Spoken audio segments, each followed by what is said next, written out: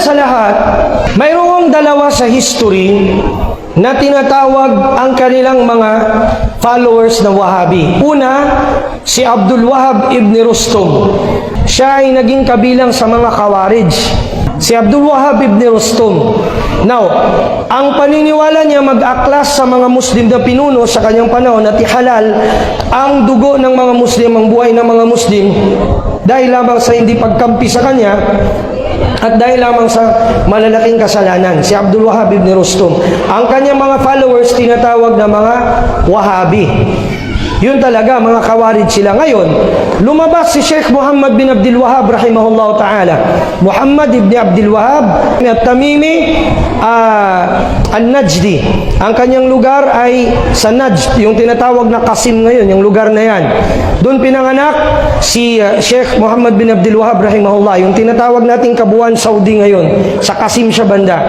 Siya ay pinanganak sa panahon na ang mga tao nagkukufur, sumasamba sa Makkah, sa Madina, may mga kubur dyan na kung saan ang mga Sufi humingi ng barakah doon sa mga awliya. So siya ay lumaki, na 10 years old pa lang siya, na-memorize siya ng Quran. Ang tatay niya alim, qadi ng mga Muslim doon sa kanila.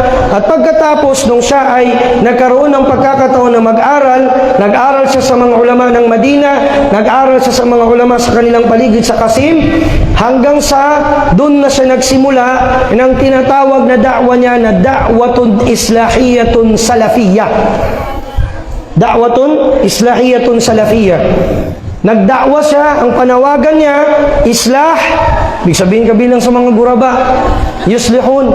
Da'wa na pagbabalik sa tamang akida. Nanawagan siya sa mga Arab, sa kanyang mga kalahi na magbalik loob kay Allah sa pamamagitan ng pag-iwan, sa pagdasal sa mga awliya, sa mga kubur, sa mga patay. Pangalawa, si Sheikh Muhammad bin Abdul Wahhab rahimahullah nanawagan sa kitab at sa sunnah. Kaya tinawag ang kanyang da'wa na da'watus salafiyah. At da'watus salafiyah, salafi ibig sabihin kagaya nung tinuro ng mga sahaba, ng mga tabi'in at atba'ut tabi'in. Yan ang mga tunay na ahlus sunnah. Na kapag wala silang, hindi sila pauunahin nila ang opinyon nila sarili, kundi ang kanilang isusurrender ang opinyon nila sa Quran at sa Hadith, kung paano inintindi ng mga salafus salih. Yan si Sheikh Muhammad bin Abdul Wahhab. Ngayon, bakit binuhay ng mga Sufi o sino ang nagbuhay ng terminolohiyang Wahhabi? Sa time ng Ottoman Empire, si Muhammad Ibrahim Basha, na siyang naging hero ng Egypt, nagalit sila ng lubos.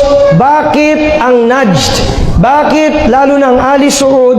Bakit sila hindi nagpasakop sa Ottoman Empire? Hindi naman talaga sila under ng Ottoman Empire, ng Dawla Uthmaniyya. So mga Turki ito sila na gumawa ng kitab laban kay Sheikh Muhammad bin Abdul Wahhab rahimahullah ta'ala, kasi nakikita nila politically si Sheikh Muhammad bin Abdul Wahhab at si Imam Muhammad bin Saud, kung saan pinangalan ng aking eskwelahan, ng aming school, si Imam Muhammad bin Saud, nagpartner sila ni Sheikh Muhammad bin Abdul Wahhab, na ang pagdating sa politika at panggobyerno, pag-implement, si Imam Muhammad bin Saud ang mag-implement. Si Sheikh Muhammad bin Abdul Wahhab sa aral, sa turo, sa fatwa, yun ang sa kanya. So nagsama silang dalawa.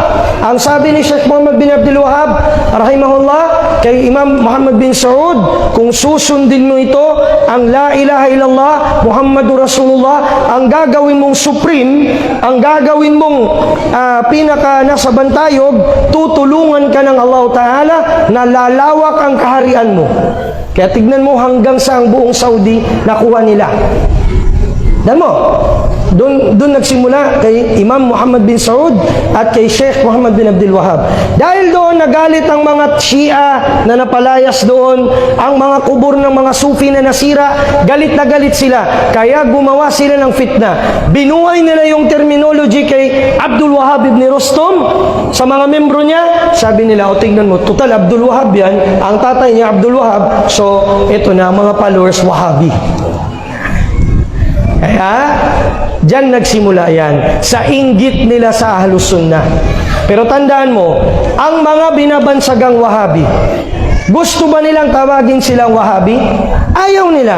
Bakit? Dahil naninindigan sila na si Sheikh Muhammad bin Abdul Wahhab rahimahullah hindi nagdadala ng grupo at ng madhab.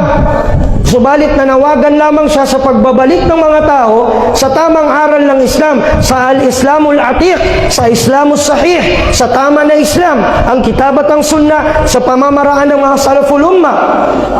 Hindi siya gumawa ng sarili niyang grupo. Pero pag tinawag mo ang mga Ash'ari, ang mga Sufi, mas gusto nilang tawagin silang Sufi. Di ba? Natutuwa sila. O ibig sabihin sila ang nasa kaligawan. Ang Shia gusto nilang tawagin silang Shia. Pero ang mga Salafi, gusto ba nating tawagin tayong Wahabi? La. Hindi natin gusto. Bakit? Dahil alam natin na malaking pandaraya yun sa katotohanan. Kasi si Sheikh Muhammad bin Abdul Wahhab hindi gumawa ng sekta, hindi nag-introduce ng bagong madhab. Ang kanyang panawagan, ang da'watun islahiyatun salafiyah, pagbabalik sa kitab at sa sunnah ng Rasul sallallahu alaihi wasallam, kagaya ng sinabi ni Imam Malik rahimahullah ta'ala, lan yuslihu akhiru hadhil umma illa kama salaha awwaluha. Hindi magiging matuwid ang panghuli ng umma na ito kung hindi natin tutularan at susundin kung paanong naging matuwid ang mga naunang umma.